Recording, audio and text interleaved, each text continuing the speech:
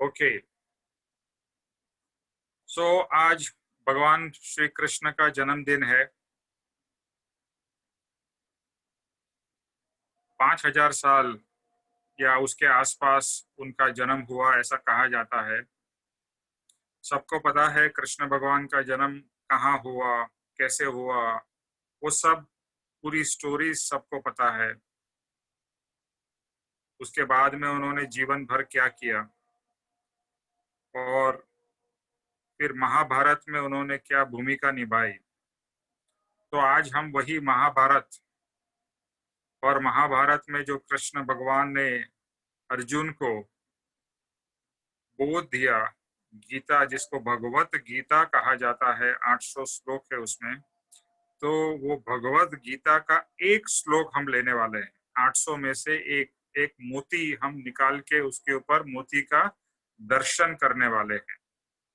और वो बहुत ही फेमस श्लोक है। तो स्वीटी जी वो श्लोक, बिकॉज अभी टाइम नहीं है, आप वही श्लोक को गा के सुनाएंगी। 47 चैप्टर 2। कर्मण्यवाधिकारेस्तु मा फलेषु कदाचन मा कर्मफलहेतुर्भुर्मा ते सङ्गोऽसत्त्वकर्मणि कर्मण्यवाधिकारस्ते मा फलेषु कदाचन मा कर्मफलहेतुर्भुर्मा ते सङ्गोऽसत्त्वकर्मणि। Thank you. ये बहुत ही फेमस श्लोक है। महाभारत सीरियल वगैरह में भी इसका काफी ये आता था, और भी जगह सब लोगों ने एटलीस्ट कभी ना कभी तो ये श्लोक सुना होगा। अभी हम कृष्ण भगवान की भक्ति करते हैं, कृष्ण के प्रेम में दीवाने हैं, और कृष्ण भगवान को ये ऐसा कहे कि बहुत सारे लोग, लाखों करोड़ों लोग पूजते हैं। तो कृष्ण भगवान ने, कृष्ण भगवान को पूजना है, उनकी अर्चना करनी है, उनकी आरती स्तुति सब कुछ। लेकिन उसमें से सबसे जो इम्पोर्टेंट बात है कि जो उन्होंने बोध दिया है, जो उन्होंने अर्जुन के माध्यम से, अर्जुन तो एक सिर्फ मात्र एक निमित्त था, और अर्जुन के माध्यम से हम सबको बहुत कुछ उपदेश दिया है। और गीता, भगवत गीता वो तत्व से भरी हुई है। और एक एक चीज, जैसे आप भगवत गीता सुनते हो, और बहुत सारे लोगों ने भगवत गीता का पूरे जीवन उन्होंने उसका विवेचन किया है, सत्संग किया है, बहुत अद्भुत अद्भुत। और सभी लोगों ने, यानी 5000 साल से ये चली आ रही है। तो बड़े बड़े संतों ने, गांधी जी ने, ज्ञानेश्वर ने, विवेकानंद ने, आप नेम इट, सभी ने इसके इसके बारे में, भगवत गीता के ऊपर में बहुत सारे विवेचन और अपनी दृष्टि या अपने हिसाब से, तद्रूपानंद जी, मतलब the name is endless, you can prepare a full book कि किन किन लोगों ने भगवत गीता के ऊपर लिखा है। विनोबा भावे ने, बहुत सारे लोगों ने इसके ऊपर किताबें लिखी है। और ये जो इस्कॉन के प्रभुपाद स्वामी, उन्होंने भी बहुत कुछ गीता के ऊपर में, पूरी गीता की भगवत गीता है उनकी, हर एक की भगवत गीता है। सो अभी हम मेन चीज में ये कहना चाह रहा हूं कि जो उन्होंने तत्व दिया है, जो उन्होंने बोध दिया है, वो बोध को हमें जीवन में उतारना है। और जब भी मैं राकेश भाई का, राकेश भाई जो कृपाणु देव के फॉलोअर है, उन्होंने भी भगवत गीता बहुत ही डिटेल में, ऑलमोस्ट मोर देन 1 ईयर तक भगवत गीता का सत्संग लिया था। तो मैं उनका सुन रहा था, और मुझे ये श्लोक तो सुना हुआ था, लेकिन वो श्लोक सुना, फिर उसका विवेचन सुना, तो मुझे बहुत ही प्रेरणा हुई, और ऐसा भाव हुआ कि हमारे सत्संग में भी ये श्लोक और ये जो पद है, उसका हम बहुत ही गहराई से चिंतन करें।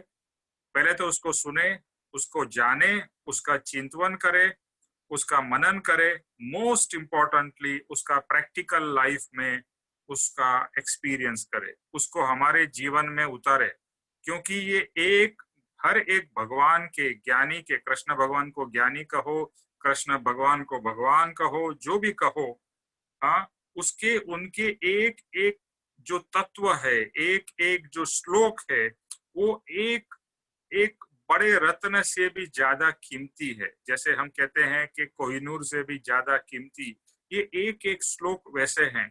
और दूसरी बात ये समझना है कि ये श्लोक उन्होंने कब बोले हैं।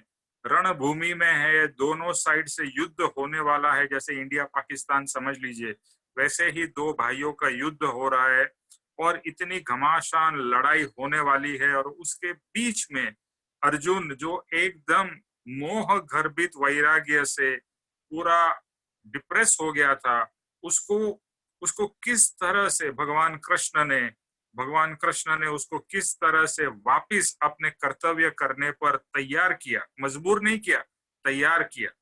और फिर ऑब्वियसली पूरी स्टोरी लंबी है, तो हम इस श्लोक के ऊपर आते हैं। इसका मीनिंग ये संस्कृत में है, और मुझे यही लगता है कि इतनी सुंदर भाषा संस्कृत वो कहाँ लुप्त हो गई है, और संस्कृत एक शब्द में कितना कुछ कह सकती है, वो संस्कृत की खूबी है। तो चलो हम इसका अभी एक मीनिंग पहले नोट डाउन करते हैं। इसका मैंने एक जगह पे मैंने भी कुछ थोड़ा और रिसर्च किया, कुछ बुक्स में से, और अपना क्या बोलते हैं, गूगल में से भी सर्च करके अलग अलग जगह से भी कुछ चीजें इकट्ठा की है। तो पहला है कर्मण्ये। तो कर्मणि, एक एक शब्द को हम ब्रेक करके उसका मीनिंग ले लेते हैं। यानी अपनी ड्यूटी करना। कर्मणि, यहाँ पर कर्म का मतलब है ड्यूटी। ये कर्म बंधन की बात नहीं हो रही है, यहाँ पर कर्म क्रिया यानी क्रिया की बात हो रही है। तो अपनी ड्यूटी, कर्मणि। एवा, एवा मतलब ओनली, इसका मैं इंग्लिश में ट्रांसलेशन है वो इंग्लिश में करके फिर हिंदी में आएंगे। एवा मतलब ओनली। अधिकार, अधिकार मीन्स ऑब्वियसली अधिकार या राइट्स। ते, योर्स। मा, नॉट। फलेशु, फलेशु मतलब इन द फ्रूट्स। कदाचन, एट एनी टाइम। मा, नेवर। कर्म फल, रिजल्ट ऑफ द एक्टिविटीज। हेतु यानी कॉज। मु, बी। मा मतलब नॉट। ते इज योर्स। संग अटैचमेंट। अस्तु मस्ट बी। अक्रमणी मतलब नॉन एक्शन और गेट इनटू एक्शन। अभी इसका वर्ड टू वर्ड ब्रेकअप अगर नहीं चाहते हैं तो हम सिंपल तरीके से इसका मीनिंग लिखते हैं। तो आप इसका मीनिंग हिंदी में लिख सकते हैं कि तेरा, ये कृष्ण भगवान अर्जुन को कह रहे हैं, लेकिन अर्जुन को नहीं कह रहे हैं, हमें कह रहे हैं कि तेरा कर्म करने में ही सदा अधिकार है। कर्म करने में ही तेरा अधिकार है, उसके फलों में कभी भी नहीं। कर्म करने में यानी क्रिया करने में, एक्शन करने में तेरा अधिकार है, लेकिन उसके फल में तेरा अधिकार नहीं। नेक्स्ट लाइन, इसलिए तू फल की आशा से कोई भी कर्म, कर्म मीन्स यहाँ पर एक्शन, मत कर। फल की आशा से कोई भी कर्म या क्रिया मत कर, और ऐसा मत सोच कि अभी फल की आशा नहीं करना है, इसके लिए मैं क्रिया ही न करूं।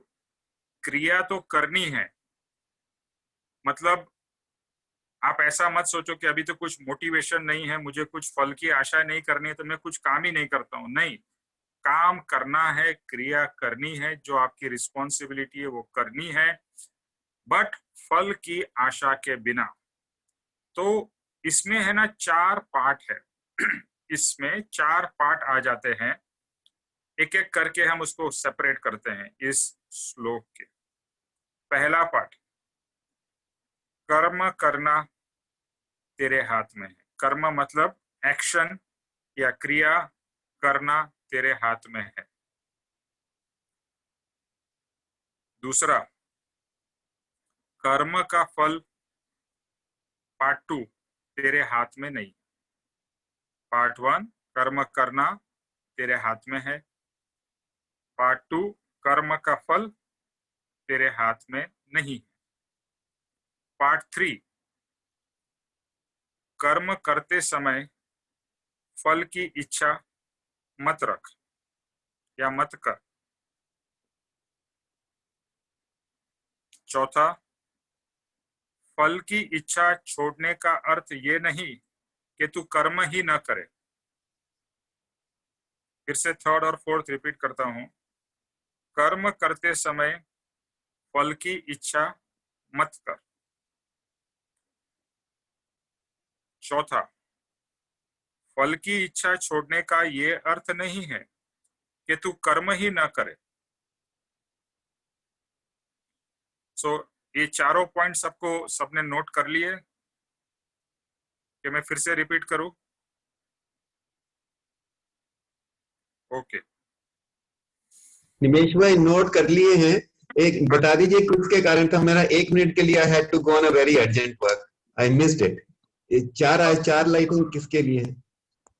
ये इसका जो है ये जो श्लोक है उसका मीनिंग है ये 4 पॉइंट्स। मैं फिर से रिपीट कर लेता हूँ, जिसने नोट नहीं किया है नोट कर लो, बिकॉज ये कहते हैं ना, ये श्लोक के ये 4 फाउंडेशन है, ये 4 नोट कर लिया दिनेश भाई, कर लिया। नोट कर लिया। ओके। फिर भी अगर किसी का मिस हो गया जैसे सतीश जी का, तो मैं एक बार क्विकली कर देता हूँ। कर्म करना तेरे हाथ में है, पॉइंट नंबर 1। पॉइंट नंबर 2, कर्म का फल तेरे हाथ में नहीं है। तीसरा, कर्म करते समय फल की इच्छा मत कर। चौथा, फल की इच्छा छोड़ने का ये अर्थ नहीं है कि तू कर्म ही न करे। ओके। अभी यहाँ पर बहुत ही straight with very clear direction Krishna भगवान ने बहुत ही इंपॉर्टेंट सिद्धांत हमें समझाया है, how to lead our life. ये एक ही श्लोक में पूरा जीवन कैसे जीना और गुजारना है उसका पूरा मर्म इस एक श्लोक में आ गया है। यहाँ पर काफी जगह पे बहुत ही clearly, I didn't get the original stroke. Sorry? Sorry, I didn't get the original full stroke. The 1, 2, 3, 4. But what was the full stroke? ये स्वीटी जी ने, मैं अच्छा श्लोक है ना, आप बाद में देख लेना, मैं सिर्फ श्लोक बोलता हूँ। संस्कृत में है, कर्मण्येवाधिकारस्ते मा फलेषु कदाचन मा कर्मफलेषु फलहेतु भूर्भुव ते संगो स्वकर्मणि। ये श्लोक है। Got it Supriya ji? Okay. तो ये श्लोक चैप्टर नंबर 2 47 श्लोक है। कनेक्टिविटी प्रॉब्लम, नहीं सुनाई दे रहा है। बाकी लोगों को सुनाई दे रहा है? नहीं सुनाई दे रहा। नहीं, हाँ सुनाई दे रहा है, हमें बड़ा क्लियर है सर, सुनाई दे रहा है। अच्छा, तो सुप्रिया जी में भी आपके वहां पर प्रॉब्लम होगा।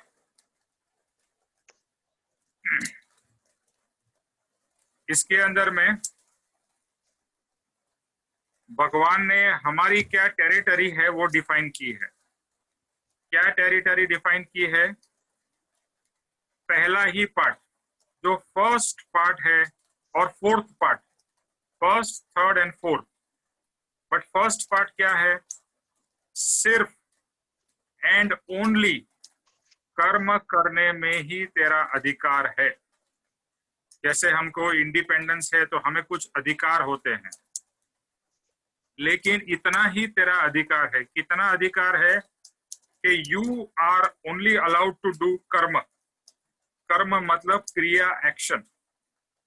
कि तेरा अधिकार सिर्फ एक्शन करने के ऊपर है। That is your territory. फल के ऊपर में तेरी टेरिटरी नहीं है।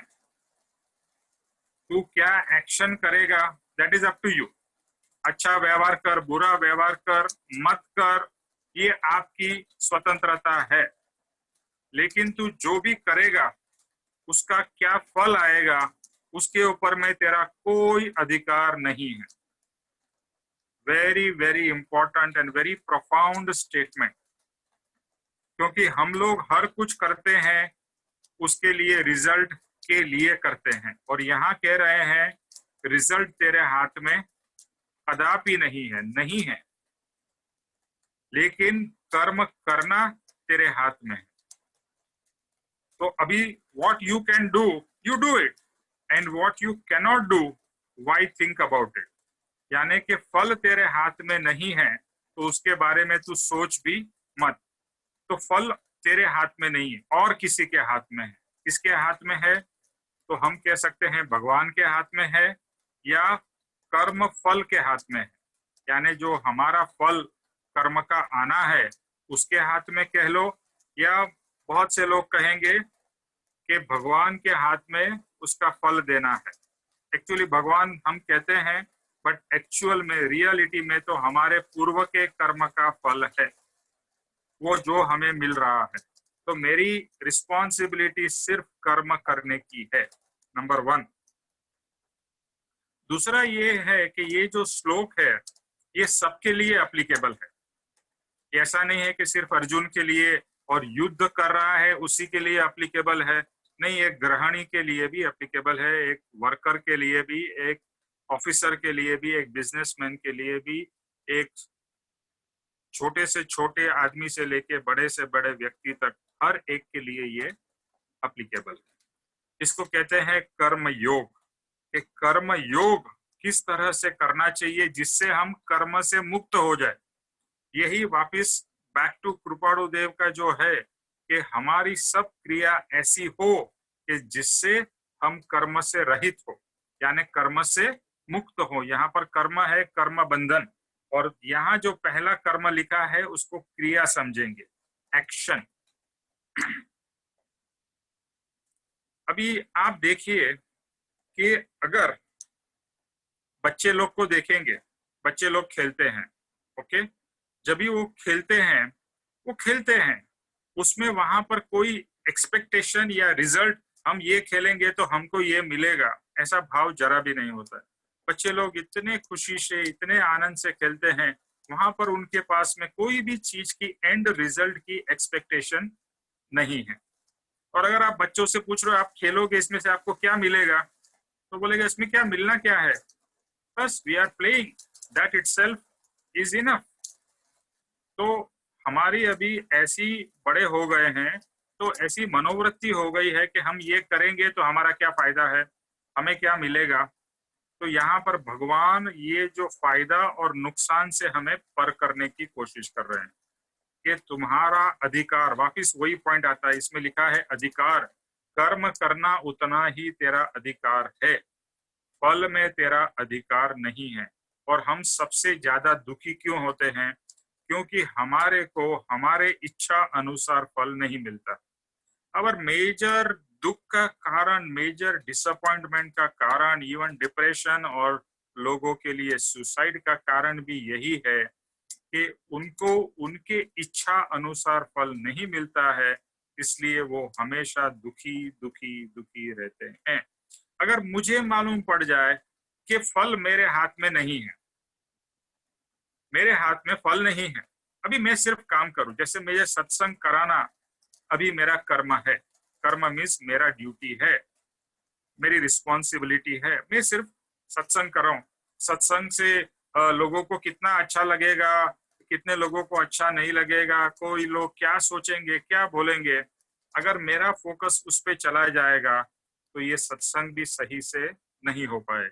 मेरा तो सिर्फ यही भाव और मेरा यही कर्म या क्रिया होनी चाहिए कि मैं जितना अच्छी तरह से हो सके सत्संग की तैयारी करके सत्संग आप लोगों के सामने प्रस्तुत करूं। उसका result is not in my hands, it is not even in your hands for that matter. जो मिलना है वही फल मिलेगा। क्यों मिलेगा? क्योंकि पूर्व निर्धारित है, उस हिसाब से फल मिलेगा, not because what you are doing today. Okay, अभी रविंद्रनाथ टैगोर है ना, उन्होंने गीतांजलि लिखी, आपको पता है कि उनको नोबेल प्राइज मिला। तो जब भी, और वो पहले भारतीय थे जिनको नोबेल प्राइज मिला, तो जब भी उनको नोबेल प्राइज मिला तो ऑब्वियसली सब लोगों ने पूछा आपको कैसा लग रहा है, how do you feel, what is your how do you feel at this point in time. तो उन्होंने कहा अच्छा लग रहा है। लेकिन मैं जब भी गीतांजलि लिख रहा था तभी भी मुझे उतना ही अच्छा लग रहा था। तो ऐसा नहीं है कि आज मुझे नोबेल प्राइज मिला इसके लिए मुझे बहुत ज्यादा अच्छा लग रहा है, मुझे उतनी ही खुशी हो रही थी जब भी मैं मेरी गीतांजलि लिख रहा था। और हमारा प्रॉब्लम क्या है कि हम जो कर्म करते हैं उस समय हमें खुशी या आनंद नहीं होता है। हमें ऐसा लगता है जैसे बच्चा पढ़ाई कर रहा है, तो पढ़ाई कर रहा है, उसकी खुशी किससे लिंक्ड है कि मेरा कितने परसेंटेज मार्क्स आएगा। वो परसेंटेज मार्क्स से जो पार्ट नंबर 3 है, पार्ट नंबर 3 इसमें क्या है कि कर्म करते समय तू फल की इच्छा मत कर। इसको है ना बार बार उन्होंने रिपीट किया है। पहले क्या किया, तू कर्म कर। दूसरे पार्ट में कहा फल तेरे हाथ में नहीं है, फल is not in your hand. और ये बात है ना इतनी पक्की तरह से हमारे अंदर में चली जानी चाहिए कि जो हम करते हैं उसका फल हमारे हाथ में नहीं ही है, वेरी वेरी स्ट्रांगली। फिर थर्ड पार्ट में भगवान श्री कृष्ण कहते हैं कि फल की आशा से कोई भी काम मत कर कि मैं ऐसा करूंगा तो मुझे ऐसा मिलेगा, मैं ये करूंगा तो ये मिलेगा, नहीं मिलेगा। No no no, you do your duty and do it with full dedication and 100% involvement, but detachment and involvement are two different things। मतलब जो काम आप कर रहे हो बहुत ही शिद्दत से करो, बहुत ही अच्छी तरह से करो, लेकिन उसके अंदर में 0% expectation without expectations and 0% attachment। I repeat, you do your work 100% dedication, but 0% expectation and 0% attachment। Very difficult कहने के लिए तो मैंने बोल दिया, लेकिन जब भी हम काम करने लगते हैं वहां पर हमारा अटैचमेंट आ जाता है कि ये मेरा काम है, ये मेरा बिजनेस है, ये मेरा है, वो मेरा मेरा निकालते जाओ। मुझे बिजनेस करना है, ये मेरे कर्म में आज के दिन में लिखा हुआ है, इसके लिए मैं बिजनेस कर रहा हूँ। ये मेरा बिजनेस है, वो सब मेरा मेरा निकाल दो। और ये बिजनेस करके मुझे इतने करोड़ों रुपए का फायदा होना चाहिए, वो पार्ट भी निकाल दो। हाँ, आज मेरे नसीब में ये बिजनेस आया है और मैं ये बिजनेस कर रहा हूँ, बस। और बहुत अच्छी तरह से करो। क्या फल आएगा, बिजनेस बहुत सक्सेसफुल होगा या फेलियर होगा, डोंट थिंक अबाउट इट। कहने के लिए जैसे मैंने कहा इजी है, बट करते समय हमारा ध्यान वो रिजल्ट पे चला जाता है, हमारा ध्यान बार बार रिजल्ट पे जाता है। मैं कर रहा हूँ, कितना प्रॉफिट मिलेगा या नहीं मिलेगा, नुकसान होगा क्या होगा, बस यही प्रॉब्लम है। और यही कर्म बंधन का कारण है। ये जो हम भाव करने लगते हैं, मुझे कितना प्रॉफिट मिलेगा या नुकसान होगा, ऐसा होगा वैसा होगा, जिसे हम संकल्प विकल्प कहते हैं, वो कर्म बंधन कराते ही रहते हैं। लेकिन जब भी आप सिर्फ एक्शन करोगे, एक्शन बाउंड बाय, जैसे सोल्जर है, सोल्जर देश के लिए लड़ रहा है, व्हाई इज ही डाइंग, अपनी लाइफ दे रहा है ना, because it is the duty of the soldier to fight for the country. और वो फाइट बहुत अच्छी तरह से करता है। वहां पर अगर फल की आशा निकाल दे तो बहुत अच्छी तरह से उसको रिजल्ट मिलेगा। देखो ये बहुत ब्यूटीफुल बात है कि अगर आप फल की आशा छोड़ दो तो आपको रिजल्ट अच्छा मिलता है, लेकिन अगर आप फल की आशा से काम करते हो तो रिजल्ट अच्छा नहीं भी मिलता है। ये एक बहुत ही अद्भुत साइंस है कर्म का। तो आगे बढ़ते हैं। अच्छा, दूसरा क्या है, हमारे जीवन में इतना जहर हमारे अंदर में डाल दिया गया है कि विनिंग इज एवरीथिंग। हमारे जीवन में ऐसा डाल दिया है, एवरीथिंग इज अबाउट विनिंग। और आजकल तो इंग्लिश का हमने अमेरिकन कॉपी कर लिया है, लूजर। कोई बंदा ठीक नहीं है उसको हम लोग लूजर कहते हैं। मतलब एक लूजर एक गाली हो गई, एक शाप हो गया। लेकिन कोई भी व्यक्ति ऐसा नहीं है कि जो हर समय जीतता ही रहा हो। बड़े से बड़ा प्लेयर भी हारता है, और हारना जरूरी है तो ही वो सीखेगा, तो ही वो आगे बढ़ेगा। लेकिन हमारे अंदर में ऐसा जहर डाल दिया गया है, नहीं जीतना ही जरूरी है। अगर दो टीम खेल रही है तो एक जीतेगी एक हारेगी, इट इज कंफर्म। तो जीतो या हारो वो इम्पोर्टेंट नहीं है, लेकिन किस तरह से आपने खेला, आपने गेम कितनी अच्छी तरह से खेली, दैट इज इम्पोर्टेंट। ऐसा बहुत बार होता होगा, देखा होगा आपने, कोई प्लेयर बहुत अच्छा खेलता है लेकिन उसका लक अच्छा नहीं होता है और they lose, but people always appreciate the way they played.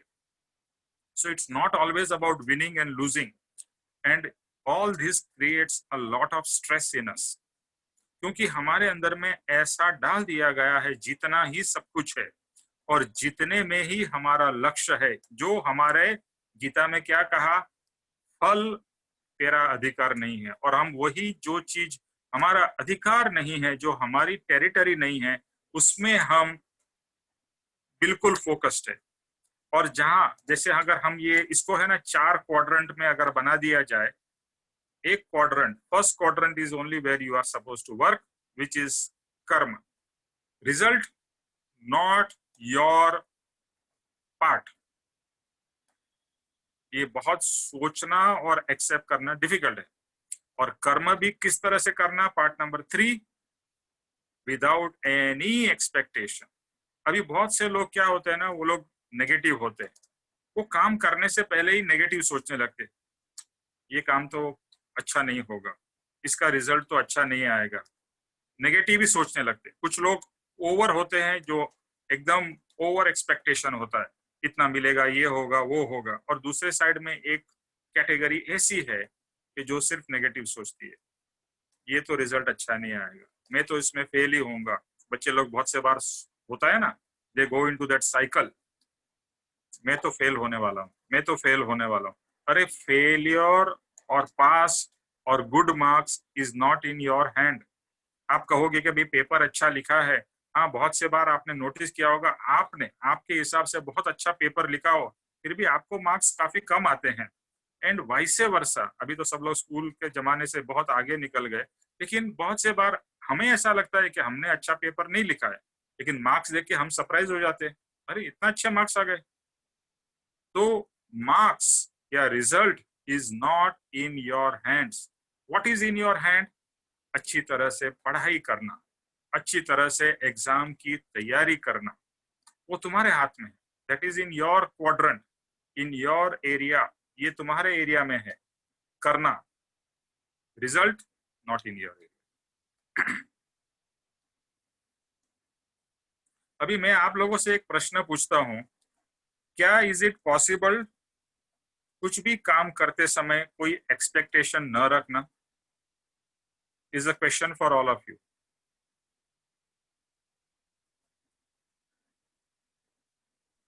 अभी तो अनादिकाल की आदत के अनुसार हम लोग एक्सपेक्टेशन करते हैं निमेश भाई। हम लोग कोशिश हम ये भूलते ही नहीं है कि हमें एक्सपेक्टेशन है, हमें रहती है वो। हाँ, मेरा ये प्रश्न ये था, आपकी बात 100% सही है शकुन, कि क्या हम कोई भी काम बिना एक्सपेक्टेशन के कर सकते हैं क्या? ऑफ कोर्स, बिल्कुल कर सकते हैं, बिल्कुल कर सकते हैं। वो हमारी प्रैक्टिस में लाना पड़ेगा धीरे धीरे। इसको, ये वचन को याद करना पड़ेगा जैसे कि हर समय, तो फिर इसको धीरे धीरे प्रैक्टिस में कल्टीवेट कर सकते हैं हम लोग। ओके, और कोई शेयर करना चाहेगा? Hello, can we do something without expectation? Sir business में तो it is very difficult because wherever the finances Satish are ji जरा एक involved. मिनट होल्ड करिए, एक ही minute, I have to, because somebody called me, I have to log out and log in back.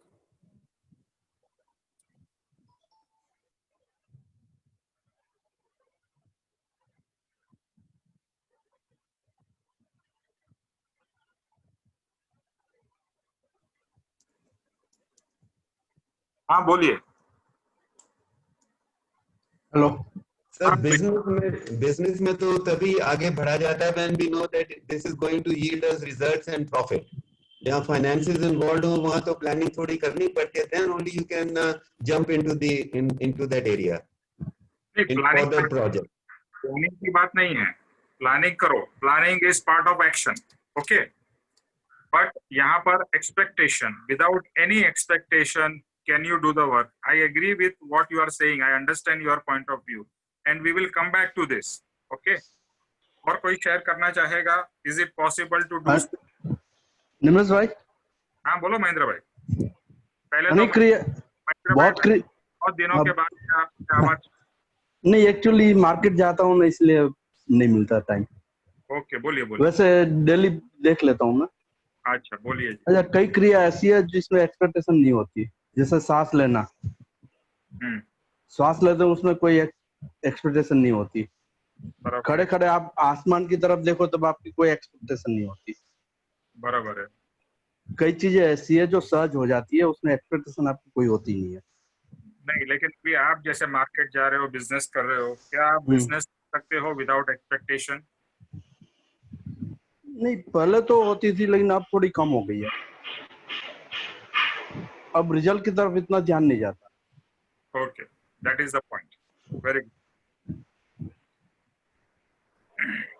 Okay, मेरा प्रश्न वापिस. हाँ उमेश भाई. हाँ बोलो. हाँ, बिना एक्सपेक्टेशन से ही काम तो होना चाहिए, लेकिन यही है कि मैंने कई बार चेक किया अभी कि मुझे इससे कुछ लेना देना नहीं, मैं तो करके छोड़ दूंगी. पर फिर कहीं वॉच करती हूँ तो डीप डीप में कहीं कुछ ना कुछ तो होता ही है एक्सपेक्टेशन. शायद वो अनादि की आदत होगी. सही बात है. क्योंकि एकदम बिना मतलब कोई मेरा मतलब जैसे खाना भी बनाते हैं तो सोचती हूँ कि खाना सबको अच्छा लगे, सब उसके पेट सबके संतोष से खाए, लेकिन वीर लगते कि किसी ने बोला भी नहीं कि अच्छा बना है. ऐसी मतलब कहीं डीप में हो जाती है आखिरी में, जब सारा काम निपटने के बाद. एग्जैक्टली, आपने बहुत अच्छा मेहनत से बहुत अच्छी वानगी बनाई और किसी ने अप्रिशिएट नहीं किया तो डिसअपॉइंटमेंट होती है. बराबर है ना? तो वो एक्सपेक्टेशन ही है ना कि कोई मेरा अच्छा बोले, तो वो तो हमें रहती ही है कहीं ना कहीं. तो एकदम नहीं हो सकते खाली की बस कर दिया छोड़ दिया, नहीं वैसे नहीं हो सकता है अभी. वैसे दिया छोड़ दिया नहीं है. Okay, we will come back to that point. ठीक है. ओके, ठीक है, आपका माइक्रोफोन म्यूट कर दीजिए. हाँ हाँ. तो कुछ कहना है with and without expectation, because ये बहुत ही क्रिटिकल पॉइंट है. इसके लिए यहाँ पर मैं रुका हूँ. Critical point, can we do something without expectation? जैसे महेंद्र भाई ने क्या, बहुत सारी क्रियाएं हम करते हैं without expectation. That is true. आप ब्रश कर रहे हो, there is no expectation. I mean दांत साफ होंगे उस समय तो वो भी भाव नहीं है, एक क्रिया है, हम उठ गए, स्नान कर लिया, ब्रश कर लिया, तो एक जो रूटीन है वहां पर कोई एक्सपेक्टेशन एक्चुअली नहीं है, वो एक सहज से हो रही है. बस वही जो सहज से ये क्रिया हो रही है, ऐसी सब क्रिया के तरफ हमें जाना है. आज के दिन में बिजनेस हो या जैसे आप खाना बना रहे हो और उसमें एक्सपेक्टेशन न हो, वो डिफिकल्ट है. बट यहाँ पर कृष्ण भगवान कह रहे हैं कि तुम्हें ऐसा ही करना है. जो डिफिकल्ट है वही तो अचीव करना है ना, तो ही तो हम भगवान बन सकेंगे या भगवान के समीप जा सकेंगे. तो भगवान तो हमें साधारण, ये सब है ना, जब भी एक एक्सपेक्टेशन से काम करना, वो तो एक साधारण मनुष्य का बोलता है ना नेचर है. हमें तो साधारण से असाधारण होना है, हमें तो आत्मा बनना है, महात्मा और परमात्मा बनना है. तो यहाँ तो हमें कृष्ण भगवान उस डायरेक्शन में लेके जा रहे हैं, तो हम भी उसी डायरेक्शन में चलेंगे. जैसे एक एग्जाम्पल, बहुत कुछ एग्जाम्पल देता.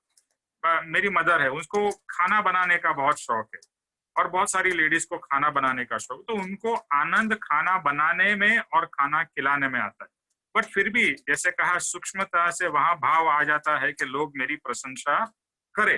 बस वो प्रशंसा करे, वो एक्सपेक्टेशन कट हो जानी चाहिए. क्या मेरा भाव क्या है? मुझे खाना बनाना अच्छा लगता है, तो I just make the food for the pleasure of making the food.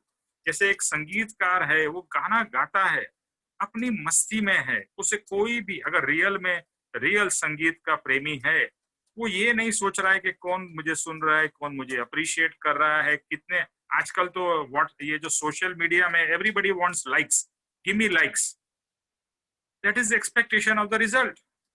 अरे तुझे जो अच्छा लगता है वो कर और बांट, फिर लोगों को अच्छा लगे न लगे वो तेरा टेरिटरी में नहीं है।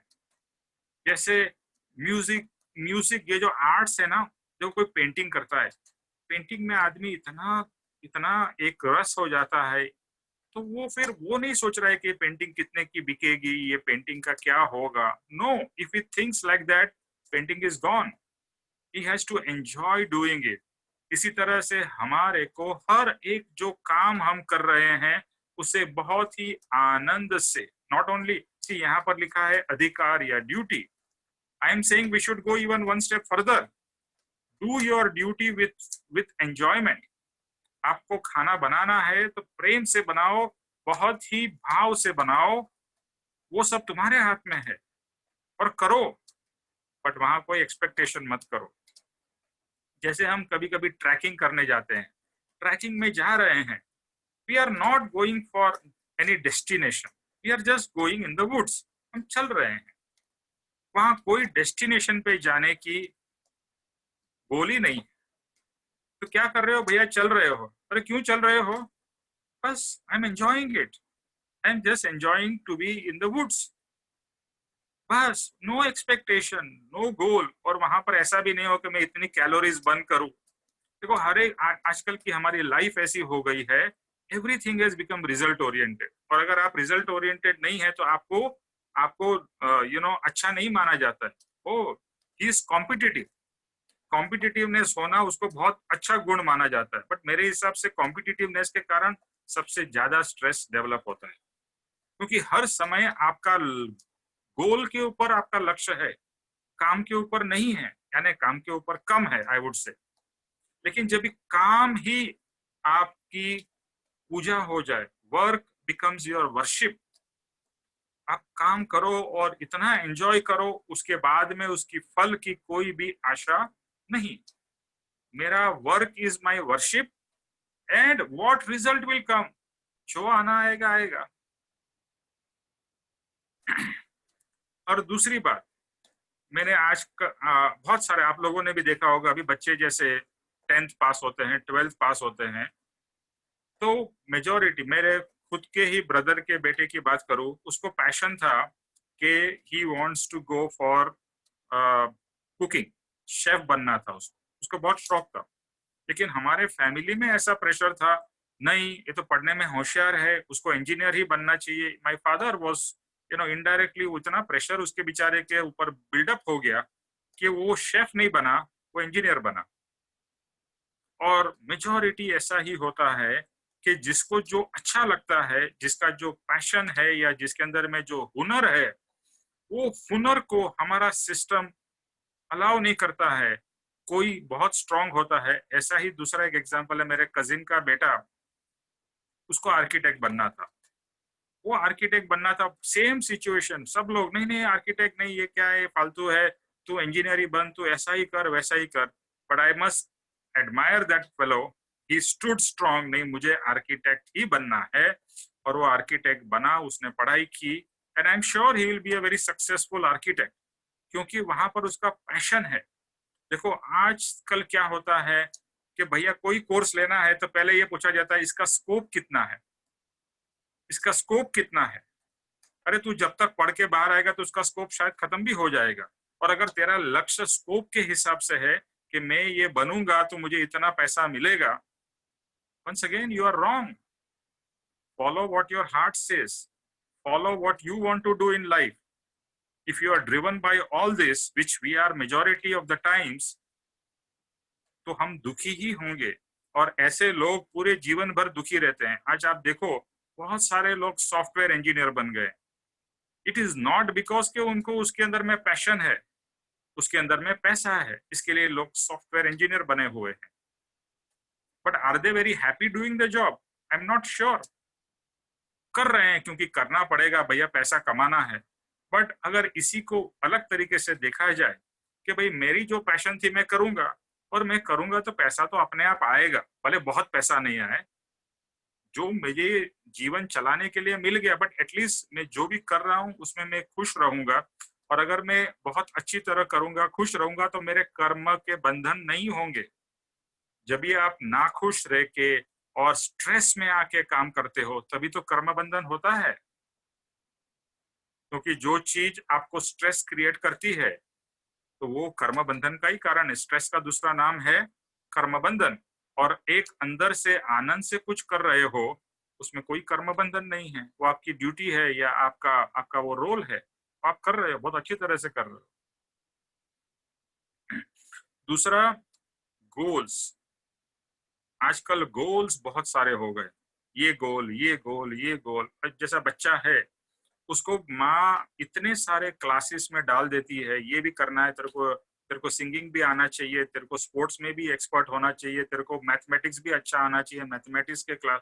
तो इतने सारे हमने बच्चे के लिए गोल क्रिएट कर दिए, और बच्चा क्या होगा, उसका वो दुखी ही होगा।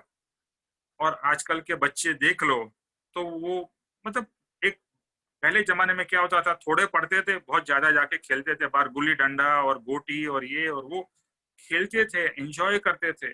लेकिन आजकल क्या हो गया है, इससे उल्टा हो गया है। और दूसरा, आज का एजुकेशन कैसा है, मार्क्स ओरिएंटेड। Marks oriented. बच्चा कितना होशियार है उससे नहीं गिना जाता है, बच्चे को कितने परसेंटेज मार्क आए, 90%। आजकल तो 90 से नीचे किसी के मार्क्स सुनने में भी नहीं आते हैं।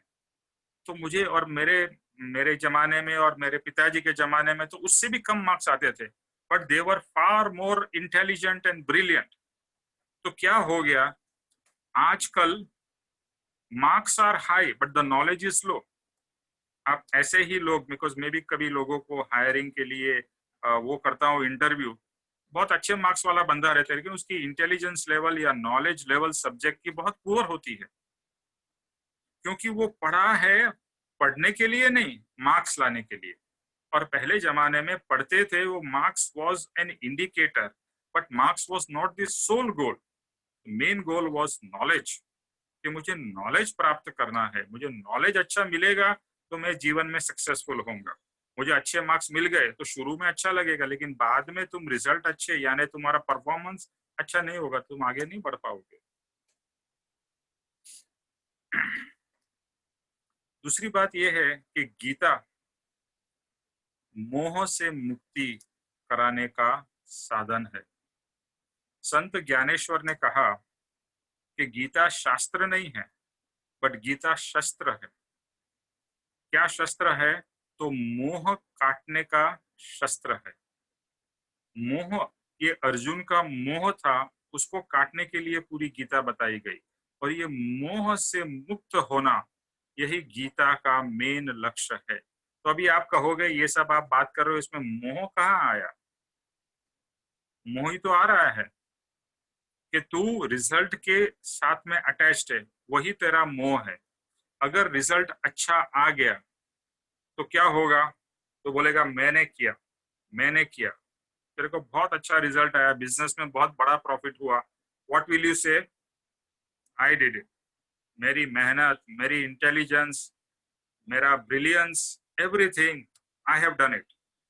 तो इसके कारण क्या होगा, तो अपना घमंड अहंकार बढ़ाएगा। और on the other side, business में तेरे को फेलियर आया तो डिप्रेस होगा, बहुत ही अपसेट होगा, तो भी तू कर्म बांधेगा। बट अगर तूने बिजनेस, प्योर बिजनेस करने के लिए क्या किया, बिकॉज तेरी जवाबदारी थी, तेरी रिस्पॉन्सिबिलिटी थी, और तूने किया, अच्छा रिजल्ट मिला, तो भी भगवान को, भगवान की प्रसादी समझकर, और अगर बुरा रिजल्ट आया तो भी भगवान की प्रसादी समझकर एक्सेप्ट कर ले, क्योंकि रिजल्ट तेरे हाथ में नहीं है।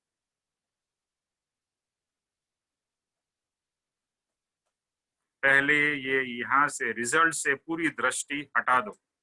रिजल्ट से, एक्सपेक्टेशन से, हमारी कामना चाहना से निकल जाओ। वही तो मोह है ना, हमारी कामना, हमारी चाहना। मेरा मेरा बच्चे लोग के लिए क्या बोलते हैं माँ बाप, मेरा नाम रोशन करेगा। आपने ऑलरेडी उसके ऊपर में रिजल्ट या गोल डाल दिया, और वो बेचारा नहीं कर पाया, तो वो जिंदगी भर वो भी तड़पेगा और दुखी होगा, और बाप भी दुखी होगा, अरे इसने तो मेरा नाम मिट्टी में मिला दिया। क्यों भैया तूने तेरा कर्म बच्चे पे क्यों थोप दिया? तू अपना नाम खुद बना, और नहीं बना पाया तो कोई बात नहीं, और नाम बना के कौन सा बड़ा तीर मार लेना है? जीवन सुखी होना चाहिए, जीवन प्रसिद्ध होने में थोड़ी जीवन है। इतने सारे बड़े बड़े एक्टर्स है, they may look to be happy but they can not lead a normal life. गली में जाके पानी पूरी नहीं खा सकते हैं, फ्रीली मूव नहीं हो सकते हैं, और आजकल आप देख रहे हो कि इनके लाइफ के ऊपर में कितना प्रेशर रहता है।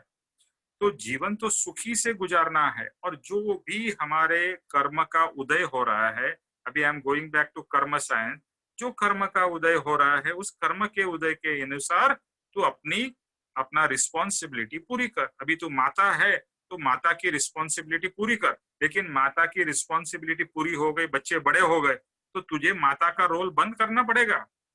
अभी बच्चे बड़े हो गए हैं और बच्चे को माता छोटे बच्चे के जैसा ही ट्रीट नहीं करना है, भी वो बड़े हो गए हैं, they are adults, they are matured people.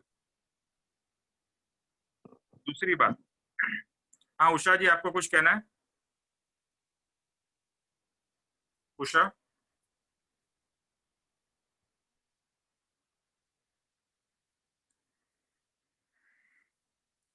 दूसरी बात ये है, यहाँ पर एक बहुत अच्छा कोट आया था, इज द डेस्टिनेशन इंपॉर्टेंट और the journey important?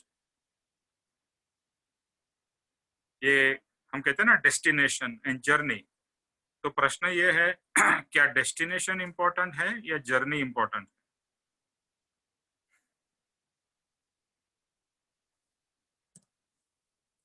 Is my question clear to all of you? Hello Nimesh भाई, अगर जर्नी अच्छा है तो डेस्टिनेशन भी 100% अच्छा ही होगा। उस पे ज्यादा कंसंट्रेट करेंगे और उसको एंजॉय करेंगे तो शायद डेस्टिनेशन अच्छा हो ही जाएगा। ओके, और कोई? My question is without journey destination पे पहुंच ही नहीं पाएंगे ना, तो जर्नी तो करनी पड़ेगी। हाँ, so what is important? Journey is important. Okay. Reaching destination is important. Okay, reaching destination is important. Okay.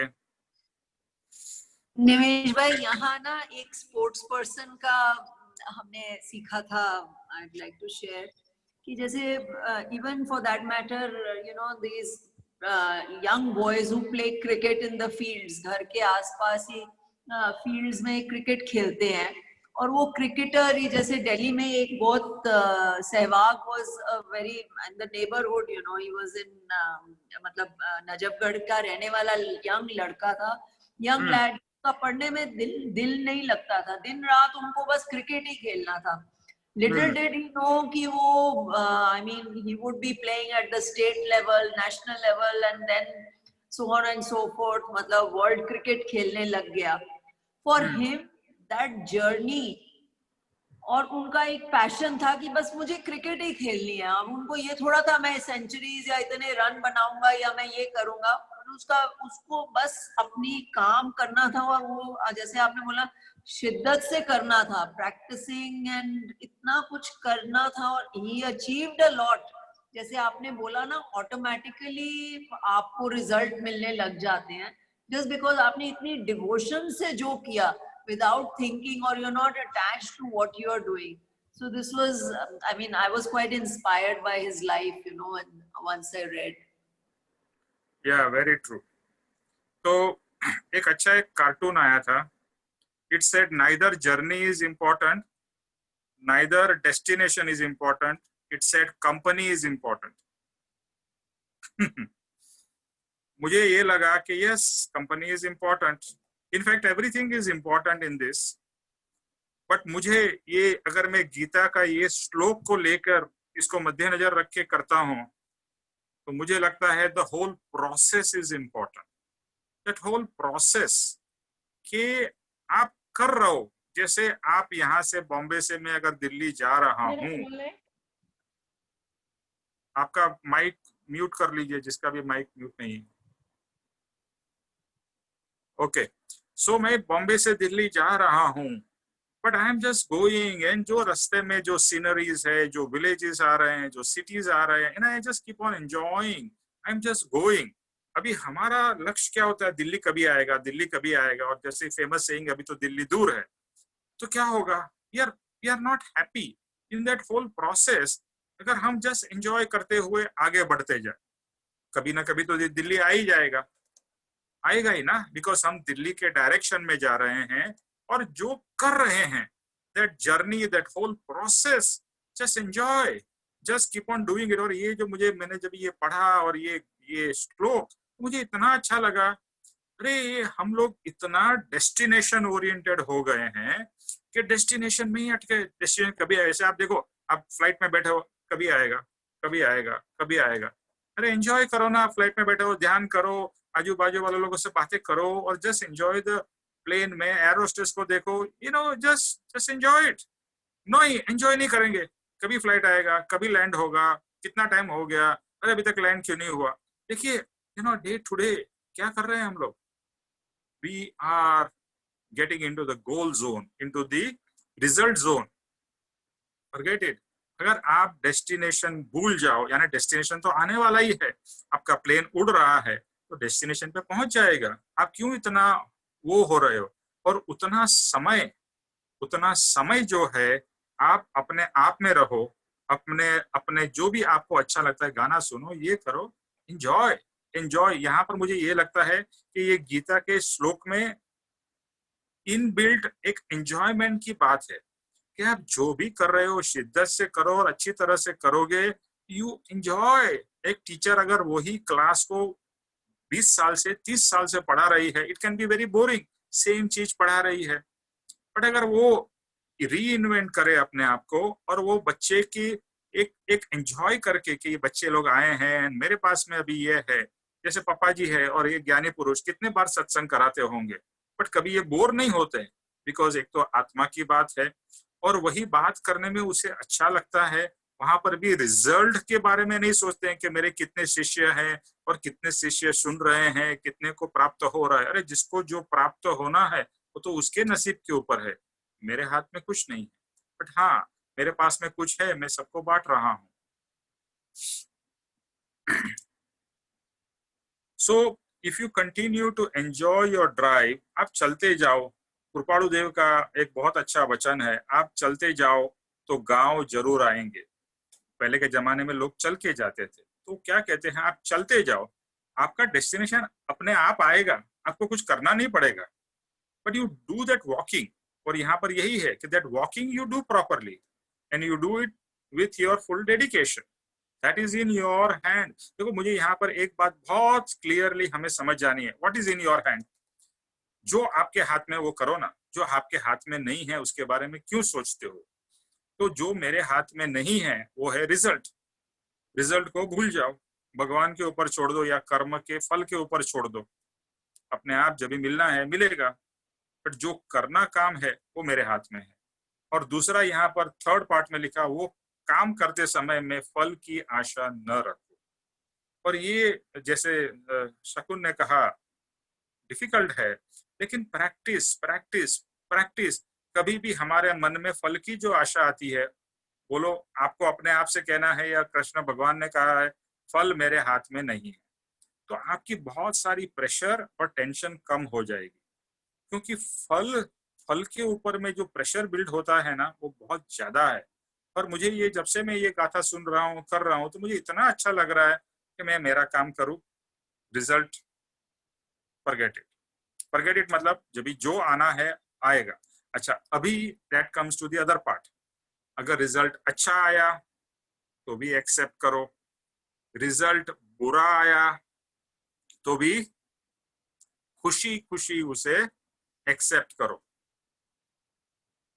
क्योंकि वो आपके हाथ में नहीं था। और ये अच्छा रिजल्ट और बुरा रिजल्ट क्यों आया है, क्योंकि एक तरीके से लोग कहते हैं कि भगवान ने जो दिया वो मैं एक्सेप्ट कर लेता हूँ, तो हम कहते हैं भगवान ने हमें फल दिया, वो एक तरीके से आप सोच सकते हो। और दूसरी तरह से कर्म के सिद्धांत से सोचेंगे तो मेरे ही पूर्व कर्म का फल मुझे आज मिला है। मैंने जो पास्ट में कर्म किए थे उसका फल मुझे आज मिला है। और जो भी मिला है मैंने ही किया था, मुझे मिल गया, okay I am very happy. Fail हुए भी I am happy, acceptance of both the things.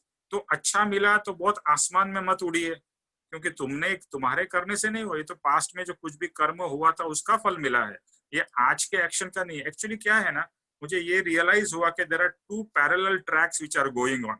एक ट्रैक है आपका एक्शन, दूसरा ट्रैक है आपका रिजल्ट। और हमें लगता है कि ये एक्शन और ये रिजल्ट डायरेक्टली कनेक्टेड है, नहीं। ये जो एक्शन है वो आज का है और जो फल मिल रहा है वो पास्ट का है, ओके। लेकिन हम दोनों को मिक्सअप कर लेते हैं और दुखी होते हैं कि मैंने इतनी अच्छी पढ़ाई की फिर भी मैं क्यों फेल हो गया।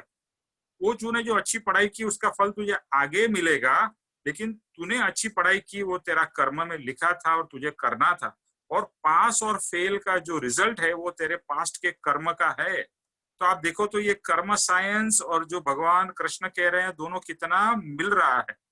तो या ये जो तो पैरेलल ट्रैक है ना उसमें हम कंफ्यूज हो जाते हैं, हम दो ट्रैक को एक कर देते हैं। आज मैंने काम किया तो मुझे आज फल ऐसा क्यों मिला, मैंने तो इतना अच्छा किया, मैंने उसके लिए।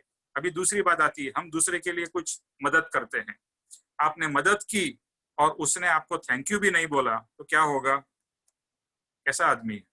मैंने उसको इतना हेल्प किया, एक थैंक यू भी नहीं बोला। आप इज एक्सपेक्टेशन, आपको आपके दिल में आया उसको मदद करने का, करो।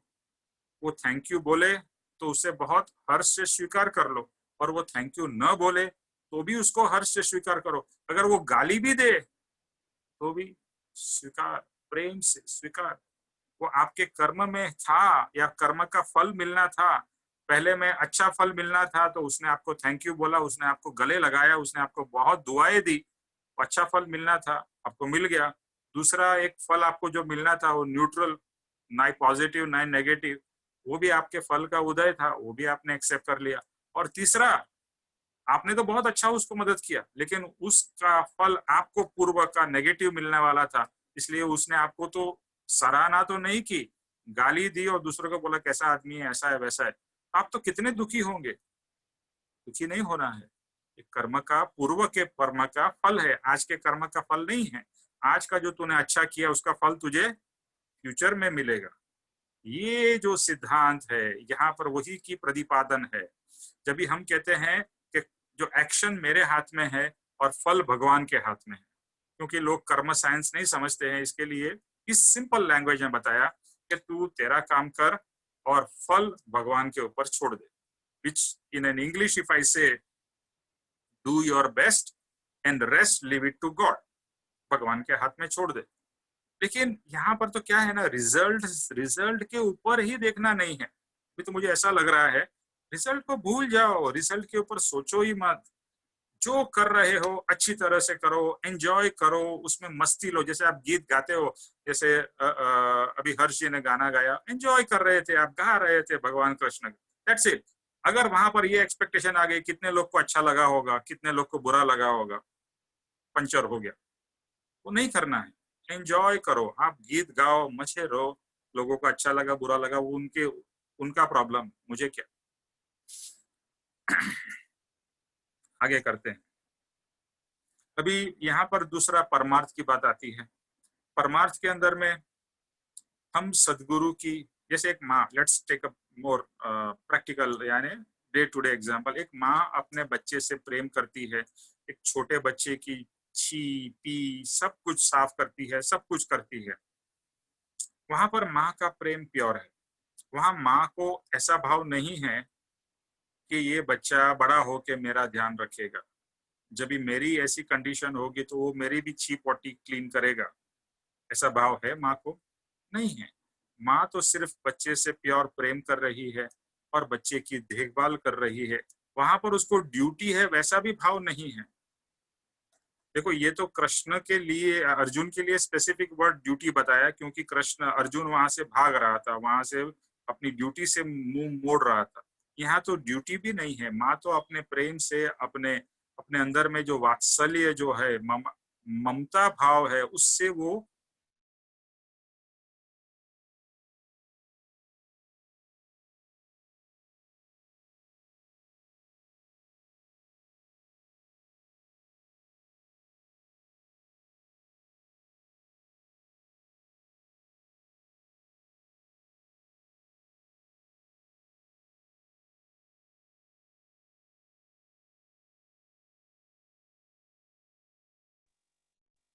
निमेश भाई आवाज नहीं आ रही है बिल्कुल भी। या हमको भी नहीं आ रही है, अब तो शक्ल भी नहीं आ रही है। मुझे भी नहीं आ रही है जी। निमेश भाई इज नॉट ऑडिबल। खाली ऑडिबल नहीं है, बाकी शक्ल तो आ रही है उनकी। नहीं, बोल रहे शक्ल वो भी नहीं आ रही है। तो को नहीं दिख रही शक्ल। अच्छा, शक्ल आ रही है। हाँ सॉरी, वो लाइन ड्रॉप हो गई। अभी सुनाई दे रहा है मेरा आवाज? बिल्कुल हाँ। सुनाई दे रही है, सुनाई अच्छा, दे रही है।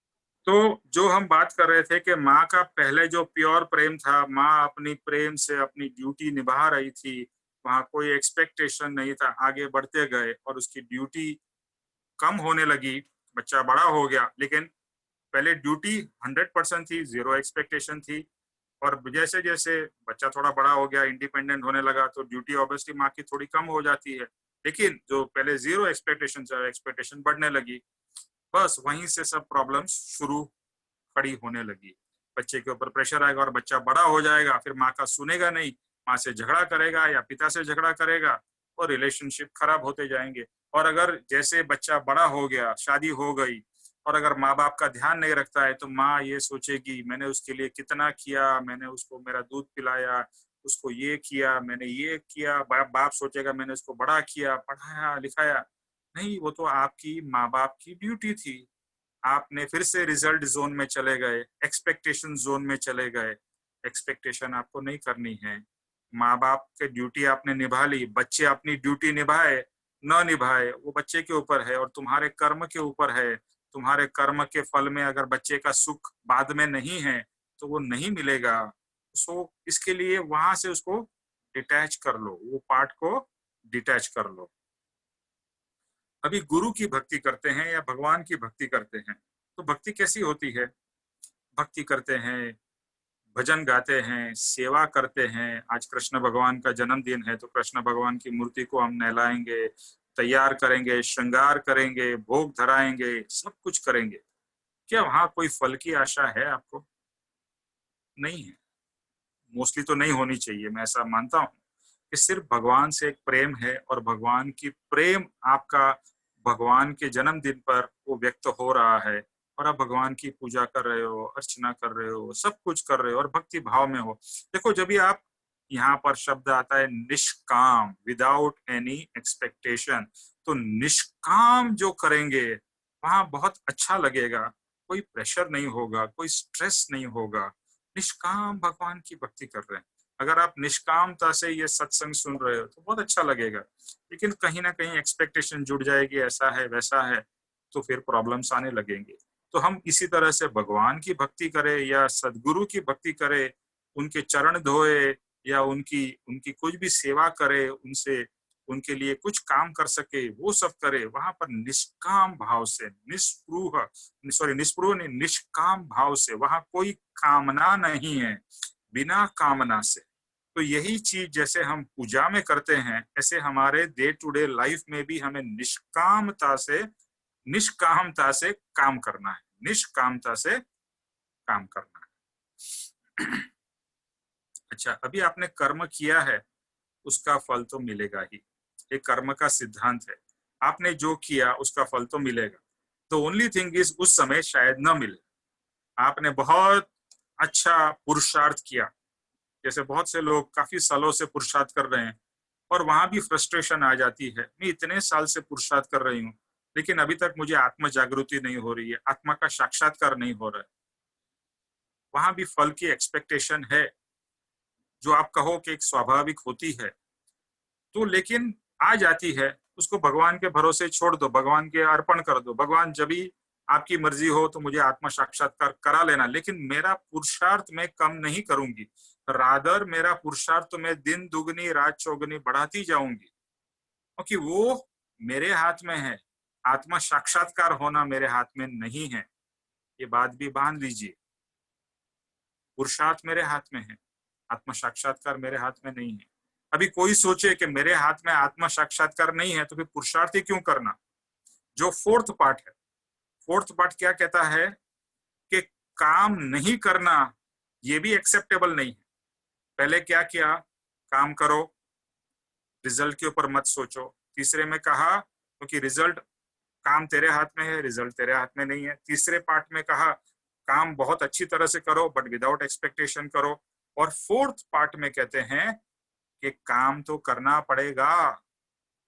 हम सोचे कि कुछ नहीं करे और बस जाके बैठ जाए, that is also not possible. जैसे कुरुपाड़ु देव को तो बहुत आत्मदशा ऊंची थी, लेकिन फिर भी उन्होंने शादी की, बिजनेस किया, सब कुछ किया, क्योंकि उनके कर्म में लिखा हुआ था।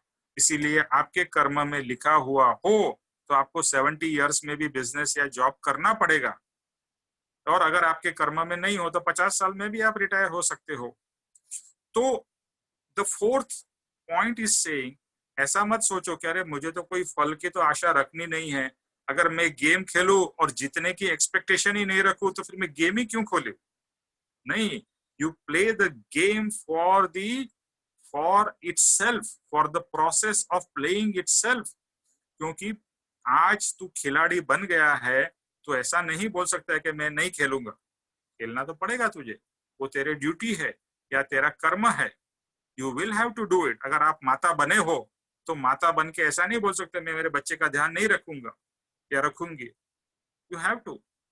तो फल बच्चा मेरे लिए कुछ भी ना करे, फिर भी एज अ माँ मेरी ड्यूटी है कि बच्चों का मैं पूर्ण तरीके से, सबसे अच्छी तरीके से मैं उसका देखभाल करूं।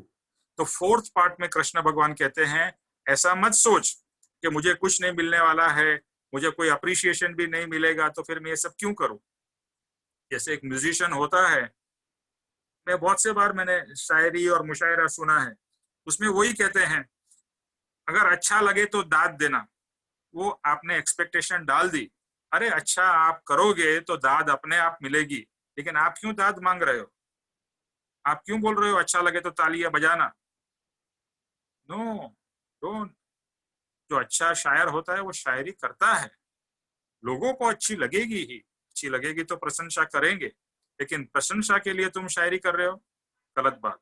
प्रशंसा के लिए तुम पढ़ाई कर रहे हो, गलत बात। प्रशंसा के लिए तुम खाना बना रहे हो, गलत बात। प्रशंसा के लिए तुम बिजनेस कर रहे हो और रिजल्ट के लिए ही बिजनेस कर रहे हो, रॉन्ग।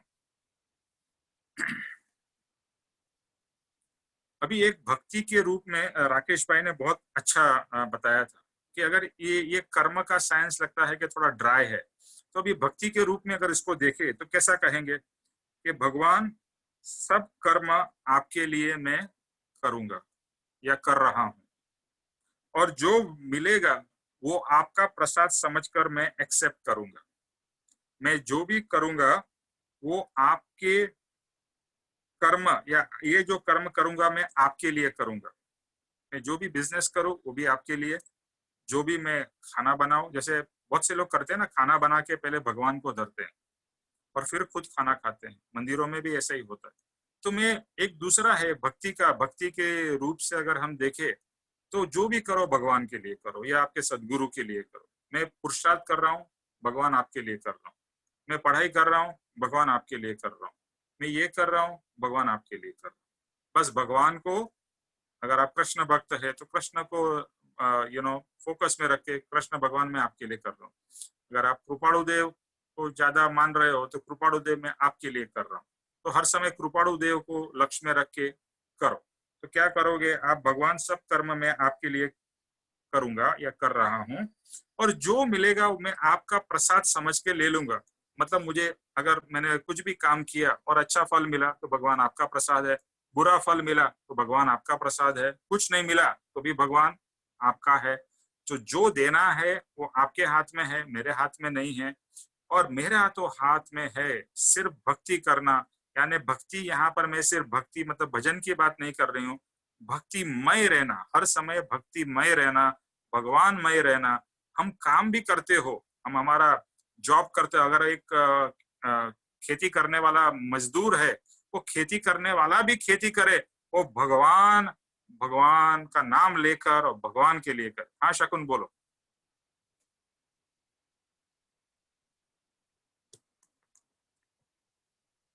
हेलो शकुन, शकुन आपको कुछ बोलना है? मैं बोल रही थी निमेश भाई, आपका वो प्रसंग मुझे बहुत जीवन में याद आता है और बार बार याद आता है। आपने जैसे बोला अभी, तो मुझे लगता है कि आप उसके बारे में जरूर बताइए कि कृष्ण भगवान की भक्ति कैसे होती है, गोपियों की भक्ति कैसी थी, उन्होंने कैसे कैसे सबसे बड़े योगेश्वर भगवान कैसे कहलाए, और उनकी भक्ति गोपी जब वो मक्खन बेचती थी तो वो कैसे गा के करती थी, तो उनका कैसा एकमय होता था ना, वो आप बताइए प्लीज। वो एक्चुअली उतना टाइम नहीं है आज। मे बी नेक्स्ट टाइम कभी और मौका मिलेगा तो मैं शकुन जरूर बताऊंगा, क्योंकि वो थोड़ा लंबा है। बट इतना ही है कि गोपिया थी वो कृष्णमय थी। हम सब जानते हैं कि गोपिया कृष्णमय थी, और गोपिया इतनी कृष्णमय थी कि हर समय उनके लिए हर एक चीज कृष्ण ही थी। इतना तक कि उनके लिए हर एक काम भी कृष्ण था, जो फल भी था वो भी कृष्ण था। और भक्ति इतनी इतनी अद्भुत थी जिसे पराभक्ति कहते हैं, कि पराभक्ति में भक्त और भगवान एक रूप हो जाते हैं। यानी गोपियां स्वयं कृष्णमय हो गई थी, या एक तरीके से कहे गोपी स्वयं कृष्ण बन गई थी। और कृष्णमय होके वो जब भी मक्खन बेचने निकलती है, ये कृपाणु देव के पत्र में है, तो वो भागवत में ऐसा लिखा है कि गोपियां कहती है कोई माधव ले लो, कोई माधव ले लो। यहाँ गोपियां माधव ले लो, मक्खन के बजाय वो शब्द यूज कर रही है, माखन माखन नहीं माधव बोल रही है। कोई माधव ले लो, यानी उनके लिए वो मक्खन भी माधव हो गया है, और वो माधव को बेचने चली है। यहाँ पर कृपाणु देव कहते हैं ये चीज दर्शाती है कि गोपियों को कृष्ण रूप मक्खन मिला है, और जो कृष्ण रूप मक्खन है यानी आत्मा का साक्षात्कार उनको हुआ है, और वो कृष्ण रूप माधव जो मिले हैं यानी भगवान की जो उनको प्राप्ति हुई है, वो भगवान को वो बेचने चली है। बेचने चली है मतलब देने चली है कि कोई ग्राहक बनो, कोई ग्राहक बनो, ऐसा कोई व्यक्ति मिले जिसको माधव चाहिए तो मैं माधव देने के लिए तैयार हूं। तो मक्खन भी माधव बन गया। इसी तरह से हमारा हर एक चीज माधव बन जाए, कृष्ण बन जाए, तो माधव माधव है ना, हमारा जीवन कृष्णमय हो जाए। वरना जन्माष्टमी तो आएगी और चली जाएगी, और हम वैसे के वैसे ही सूखे रह जाएंगे। तो ये जन्माष्टमी पे हमें भी कृष्णमय हो जाना है, ये जन्माष्टमी पे। और कृष्णमय यानी कि सिर्फ कृष्ण कृष्ण नहीं बोलना है, कृष्ण की जो एक एक चीज है हमें अंदर में उतारनी है। जैसे ये श्लोक है, ये कृष्ण भगवान का दिया हुआ श्लोक है, हमें जीवन में इसको उतार देना है।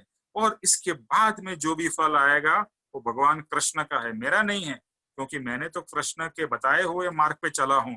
अच्छा मिला बुरा मिला भगवान सब आपका है। जब भी भगवान को सर्वस्व अर्पण होता है तभी फल भी भगवान को ही अर्पण होता है।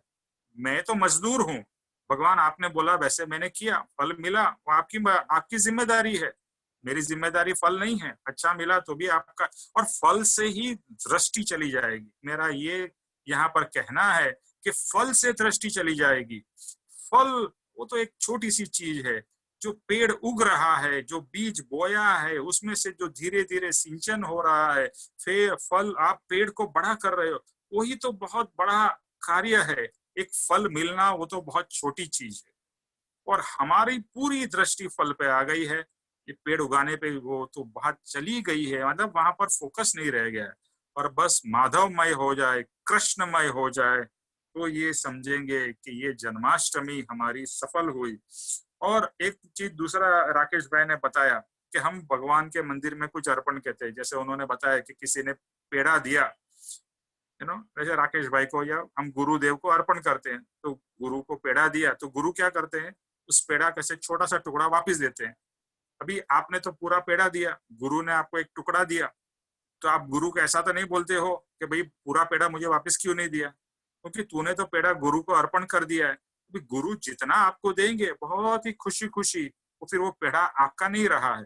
पेड़ा आपने दे दिया गुरु को तो आपका पेड़ा नहीं है, फिर गुरु उसमें से जो देंगे वो गुरु का प्रसाद है, और प्रसाद समझकर आप बहुत ही प्रेम से ले लो। यानी हर कर्म का फल भगवान की प्रसादी करके आप एक्सेप्ट कर लोगे ना, तो जीवन बहुत ही सुखमय हो जाएगा।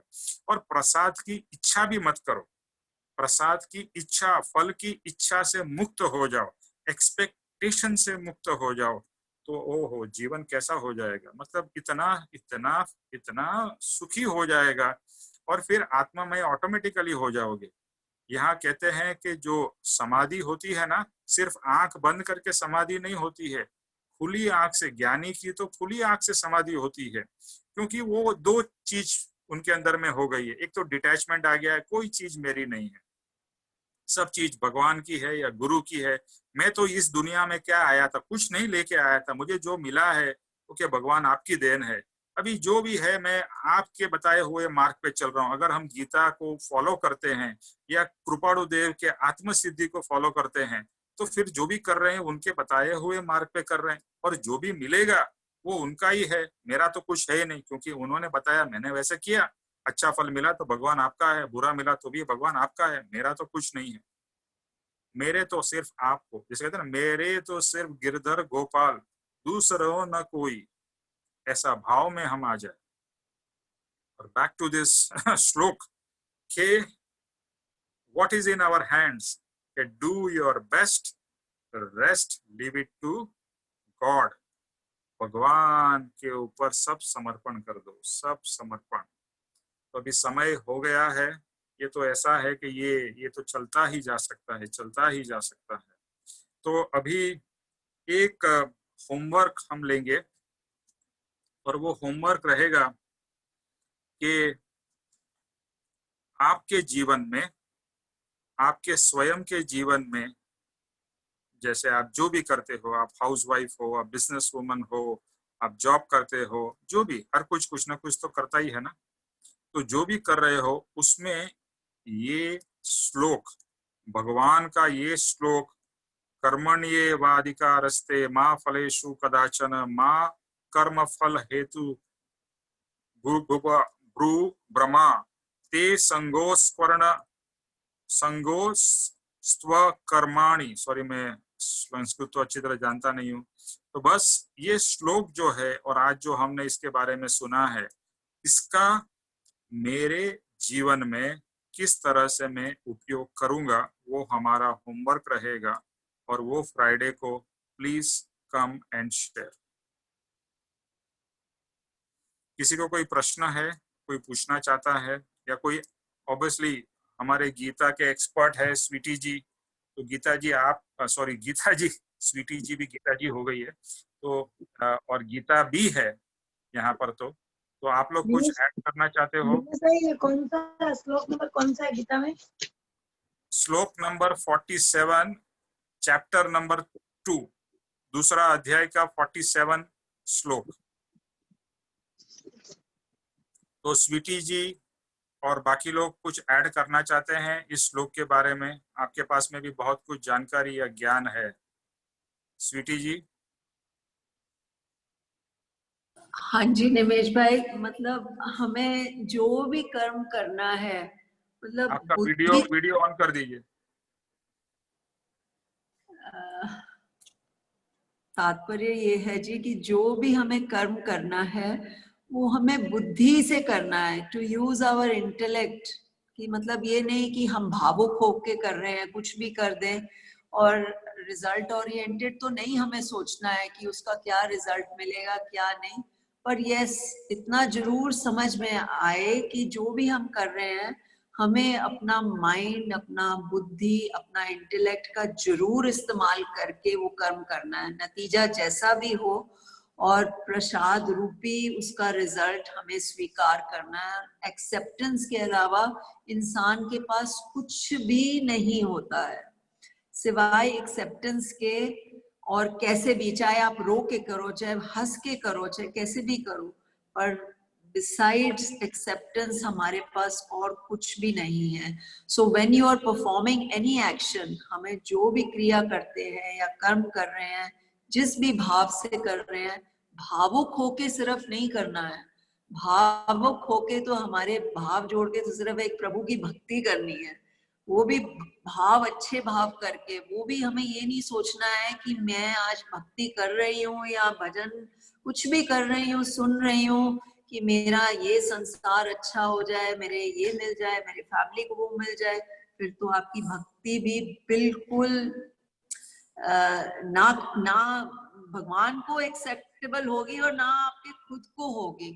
बिकॉज फाइनली भगवान में और आप में कोई फर्क ही नहीं है। अगर आप ये सोचो कि जो परम तत्व है वो मेरे अंदर ही है, and we are here only to realise our own self. ये भागवत गीता में बार बार यही कहा है, अगर हम यहाँ आए हैं सृष्टि पर तो we are here only to realise our own self.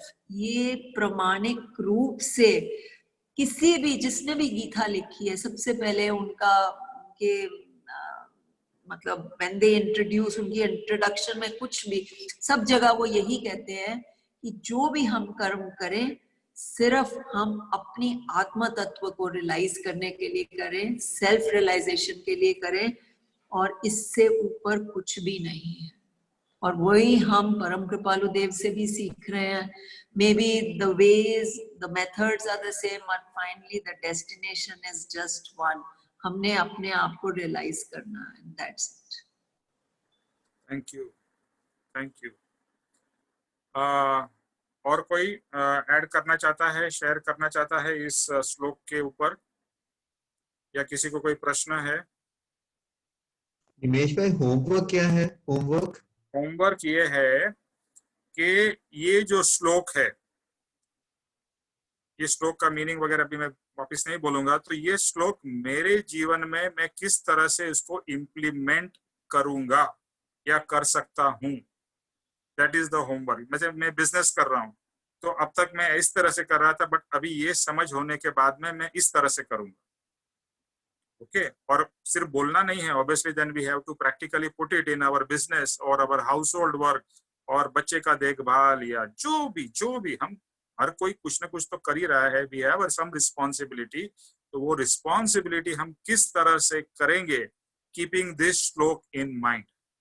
Okay, is it clear Satish भाई? Yes sir, yes ji. Okay, anyone else? Okay, तो जय स्वरूप शकुन आज आप करोगे? I'll do it. जेह स्वरूप समझा बिना पाम्यो दुख अनंत, समझाव्यो ते पद नमो श्री सद्गुरु भगवन। परम पुरुष प्रभु सद्गुरु परम ज्ञान सुख धाम, जेने आप्यो भानने तेने सदा प्रणाम। देह छताम जेनी दशा वर्ते देहातीत, ते ज्ञानी ना चरण माम हो वंदन अग्नि। ते ज्ञानी ना चरण माम हो वंदन अग्नि। हे परम कृपालु देव, जन्म जरा मरण आदि सर्व दुखों का अत्यंत क्षय करने वाले वितराग पुरुष का मूल मार्ग आप श्रीमान ने अनंत कृपा करके मुझे दिया। उस अनंत उपकार का प्रत्युपकार करने में मैं सर्वथा असमर्थ हूँ। फिर आप श्रीमान कुछ भी लेने में निष्प्रय हैं, जिससे मैं मन वचन काया की एकाग्रता से आपके चरणारविंद में नमस्कार करती हूँ। आपकी परम भक्ति और वितराग पुरुष के मूल धर्म की उपासना मेरे हृदय में भव परत अखंड जागृत रहे, इतना ही मांगता हूँ। वह सफल हो, सफल हो, सफल हो। ओम शांति शांति शांति। त्रिलोक के नाथ, नहीं वो नहीं करना, त्रिलोक के नाथ की जय हो। परम कृपाणु देव की जय हो। श्री सद्गुरु देव की जय हो। आज के कृष्ण जन्माष्टमी की आनंद की जय हो। सर्व मनुष्यों के परमार्थ पुरुषार्थ भक्ति की विजय हो। थैंक यू निमेश भाई, आपका ये विवेचन ना मुझे इतना याद आता है, मेरे मन पे ऐसे छपा हुआ है ना, जब आपने गोपियों की भक्ति बताई थी, मैं कभी भूलती नहीं।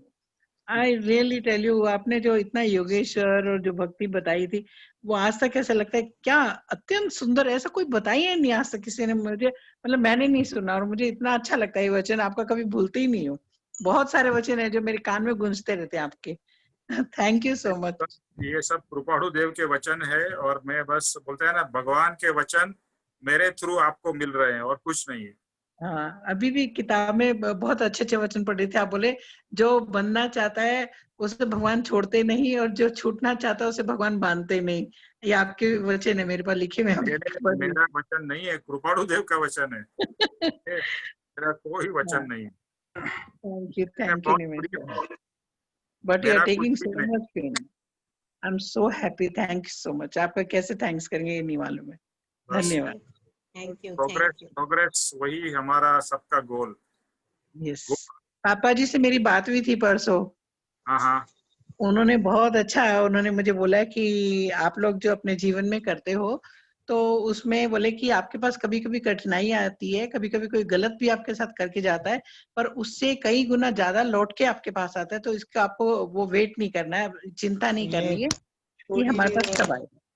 तो ये बहुत अच्छी चीज उन्होंने बताई। फिर उन्होंने बोला झूठ नहीं बोलना, सत्य बोलना, घबराना नहीं किसी चीज से। तुम्हारे सत्संग से फैमिली रिलेशन अच्छे होते हैं, आसपास रिलेशन अच्छे होते हैं, हर चीज इम्प्रूवमेंट होती है। तो उन्होंने बहुत अच्छे से बताया कि आपको भी घबराना नहीं, कभी लॉस होता है, कोई गलत करके जाता है तो फॉरगेट, बोले कि आपको उससे ज्यादा लौट के आएगा, कभी आपको कम नहीं आएगा, उसको माफ कर देना चाहिए हमको। यही है। Very good, thank okay. You, thank you Nimesh भाई। Thank you, Nimesh bhai. Thank you very much. Thank you Nimesh भाई। Thank you, जय Lord. सद्गुरुदेव Thank वंदन। you. जय सद्गुरुदेव वंदन। जय सद्गुरुदेव वंदन। जय सद्गुरुदेव वंदन। Thank you. निमेश भाई, थैंक यू सो मच। जय सद्गुरुदेव वंदन निमेश भाई, thank you. Happy Janmashtami. Happy Janmashtami Urmil ji, आपको भी। Thank you. सबको बहुत बहुत शुभकामनाएं जन्माष्टमी की। बेटा hello. Thank you. Thank you, God. Savita ji, उसका वीडियो ऑन रहने दो। Thank you, God. Thank you बेटा, thank you. Thank you, Uncle. Thank you very much. हाँ, आपको भी बहुत बहुत बधाई Thank you, बेटा। Uncle. Thank you. Thank you. Thank you Nimesh भाई, thank you, thank you, thank you Nimesh भाई। जी, अभी आपकी तबीयत थोड़ी ठीक हुई क्या सत्संग के हाँ बाद? जी, बस हाँ जी, आपने बहुत मेरे क्वेश्चंस के आंसर भी दिए हैं इस आज के उसमें, कि हमें एक्सपेक्टेशन नहीं, कभी कभी थोड़ी सी कोई इग्नोरेंस से फैमिली से थोड़ा सा इंसान डिस्टर्ब भी होता है। और आज ना मेरे हस्बैंड का, हेलो, हाँ, आपके हस्बैंड का क्या बर्थडे है आज। ओह, तो हाँ जी, उनका 12 अगस्त को होता है। तो वो बस सुबह से थोड़ा सा, हाँ जी, तो वैसे तो मैं भजन तो बहुत, मैं कृष्ण जी के, मैं जीव को खूब कल्याण हो ना जहाँ भी हो। हाँ जी, हाँ जी। तो बस थोड़ा सुबह से ही मेरा थोड़ा सा, पता नहीं, सब समझते हैं फिर भी थोड़ा सा थोड़ी उदासी सी होती है।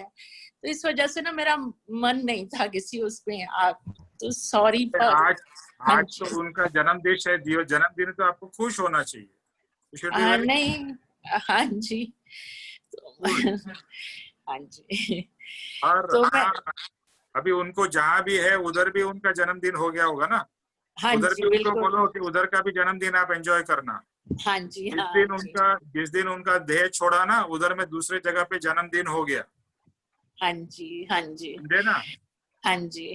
तो दोनों दिन मनाना, जन्मदिन और जाने का दिन। मैं मरण दिन नहीं बोलूंगा, जाने का दिन, क्योंकि वो दूसरा जन्मदिन है। हाँ जी, हाँ जी। तो मैं इस वजह से मेरा थोड़ा सा सुबह से थोड़ा सी ऐसे थी, तो जिस वजह से, नहीं तो मैं जरूर, पता होता था, मैं अपसेट थी थोड़ी सी। तो होगा ही, होता है। नेक्स्ट टाइम जाइएगा, नेक्स्ट टाइम आपको चांस मिलेगा। ओके, जरूर जरूर जरूर जरूर। ये फ्राइडे को आपका पद होना चाहिए। फ्राइडे को मैं एक बात जरूर, ये प्रॉमिस हाँ जी। विनोद भाई को भी जय हो। जय हो, जय सद्गुरुदेव वंदन। निमेश भाई को जय हो, और शगुन जी को भी जय हो। आपका सबका कल्याण हो, मंगल हो, खूब आगे इस मार्ग में बढ़े। हाय सरोज, हाय, जय कैसे सतगुरु हो? वंदन। बस जय ठीक है। सतगुरुदेव वंदन। सब अब मिलना, अब शुरू कर देंगे मिलना, बहुत दिन हो गए, अब हो गया बहुत ज्यादा काम खत्म।